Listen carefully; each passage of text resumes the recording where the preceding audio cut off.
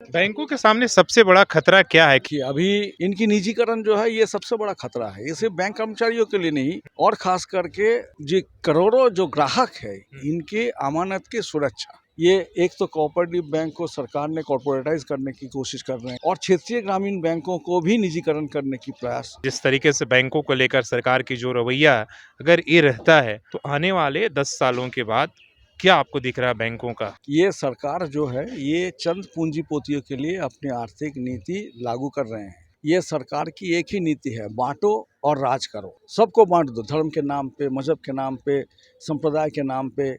नमस्कार, सोशल संवाद में स्वागत है। मैं शशि भूषण। देश का ये जंतर मंतर है जहां पर देश भर से लोग अपनी समस्याओं को लेकर जुटते हैं। आज बैंकों की एक बहुत बड़ी बेफिकी जो है, बहुत बड़ा महाधरना था।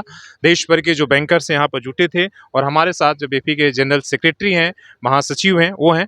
बात करते हैं कि आखिर क्या ऐसी नौबत आएगी। आप देख रहे हैं कि लगातार बैंक जो है अपनी मांगों को लेकर सरकार से बातचीत कर रहे हैं, बीच बीच में स्ट्राइक भी हो रहा। आखिर आज क्या जरूरत हुआ कि पार्लियामेंट तक यहाँ तक आना पड़ा और इतना बड़ा धरना प्रदर्शन का आयोजन करना पड़ा? इसके पहले मैं दो बात कहना चाहूँगा। एक तो ये है कि यहाँ सिर्फ स्थायी कर्मचारी नहीं, आकस्मिक कर्मचारी भी थे, बिजनेस कॉरेस्पॉन्डेंट थे, कॉन्ट्रैक्चुअल ठेका कर्मचारी थे और टेम्पोररी कर्मचारी थे। इन सब की धरना थी और यहाँ जो कर्मचारी थे ये सिर्फ सार्वजनिक क्षेत्र की बैंकों के नहीं, निजी बैंकों से थे, विदेशी बैंकों से थे, कोऑपरेटिव बैंकों से थे, क्षेत्रीय ग्रामीण बैंकों से थे, आरबीआई से और नाबार्ड से थे। बैंकों के सामने सबसे बड़ा खतरा क्या है? किस बात को लेकर इतना बैंक इससे पहले इतना ज़्यादा नहीं, आप लगातार बैंक जो है अपने मांग को लेकर कभी स्ट्राइक, कभी धरना, कभी कुछ चल रहा है लगातार। अभी देखिए, किसी एक मांग कहने से हमको निजीकरण की मांग बोलना होगा। सबसे बड़ा जो खतरा है, सबसे बड़ा खतरा है क्योंकि बैंकिंग सेक्टर में और तरह तरह के बैंक है, इनका योगदान है हमारी आर्थिक व्यवस्था पर, लेकिन इनकी सबसे बड़ी बुनियाद जो है वो सार्वजनिक क्षेत्र की बैंकों पर है।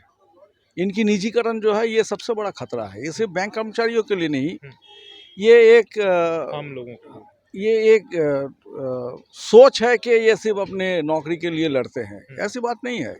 हाँ, नौकरी का तो सवाल तो है ही, लेकिन इसके साथ साथ जो है कि देश की आर्थिक नीति, देश की अर्थनीतिक स्वयंभरता और ख़ास करके जो करोड़ों जो ग्राहक है इनके अमानत की सुरक्षा, ये सारी चीज़ों को लेके हम लड़ रहे हैं, संग्राम कर रहे हैं, संघर्ष कर रहे हैं।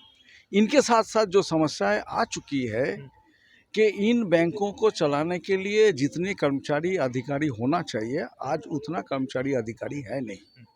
इसीलिए हमारा आज और एक बहुत बड़ा मांग ये है कि जितनी ज़रूरत हो उतनी नई भर्ती होना चाहिए। भर्ती नहीं हो रहा है, इसी कारण आउटसोर्सिंग हो रहा है।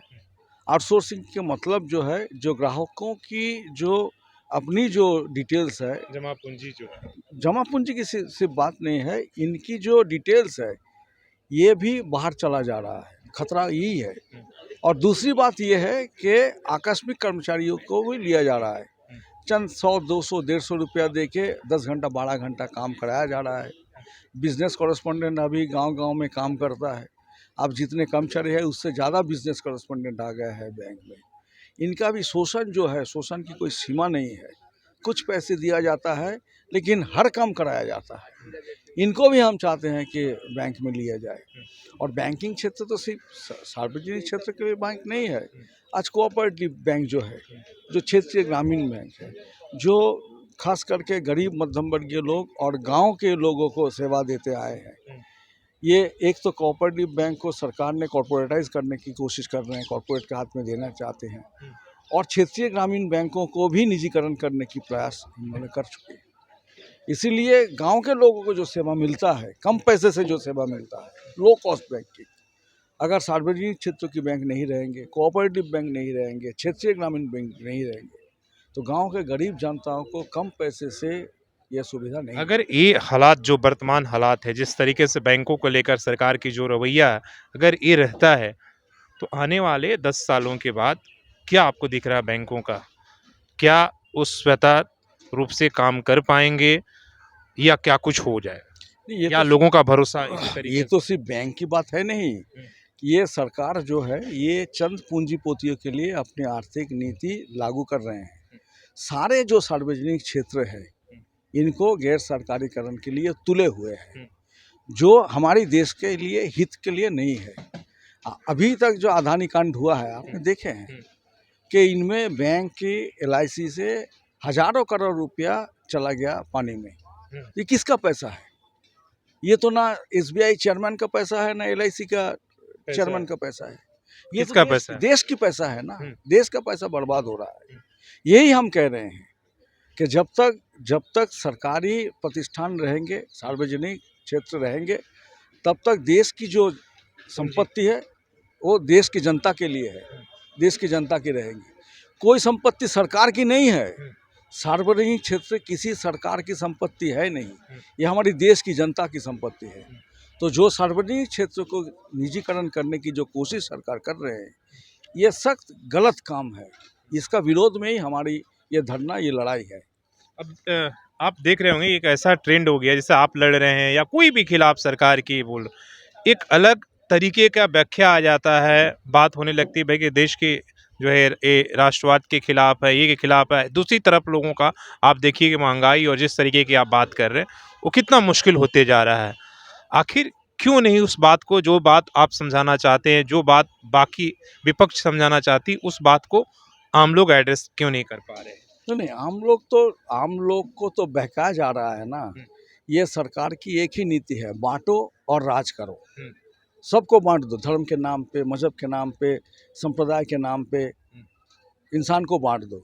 इसीलिए हम देखते हैं, ये भी हमारी कोशिश है कि जब नीति के खिलाफ लड़ाई हो तो कितने सारे लोग मैदान में आ जाते हैं। मान लीजिए 2021 में बैंक कर्मचारी 4 दिन की हड़ताल कर दी। 4 दिन की हड़ताल की मतलब है 4 दिन की सैलरी गंवा देना। 715 किसान मारे गए, किसान बिल वापस लेना पड़ा। तो नीति के खिलाफ तो बाखूबी लड़ाई हो रहा है, पूरे हिंदुस्तान की जनता लड़ रहे हैं। लेकिन जब राजनीति की बात आ रहा है तब हम गुमराह हो जाते हैं।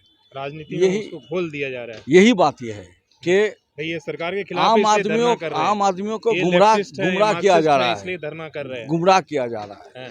हाँ, तरह तरह की स्टैंपिंग दिया जा रहा है, जैसे किसानों को दिया गया है। हमारी भी कोशिश ये रहेगी कि सबको एक जगह पे रख के इस राजनीति के खिलाफ लड़ना, ताकि ये सरकार 10 साल की तो बहुत दूर की बात कर दिया आपने। बैंकों के पैसा लोगों के नज़र में सुरक्षित है। लोग सबसे ज्यादा आजकल बैंक डूबने को लेकर ये है। नहीं, बैंक जो हालात सरकार ने पैदा कर दिए, सार्वजनिक क्षेत्र की बैंक है, देश की जनता की जो अमानत है वो सुरक्षित है।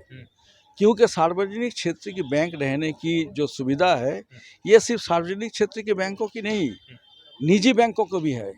मान लीजिए सन 69 के बाद आज तक 36 ऐसे निजी बैंक जब बंद होने का नौबत आया तो सरकारी बैंकों ने इनकी जिम्मेदारी ली। ग्लोबल ट्रस्ट बैंक को तो आपको पता है, सबसे बड़ा जो बैंक है जिनके जिम्मेदारी लेना पड़ा ओरिएंटल बैंक ऑफ कॉमर्स को। अभी 2 साल पहले येस बैंक क्या हो गया था, चौथा सबसे बड़ा निजी बैंक था वो। अगर स्टेट बैंक नहीं सामने आता तो येस बैंक तो आज नहीं रहता।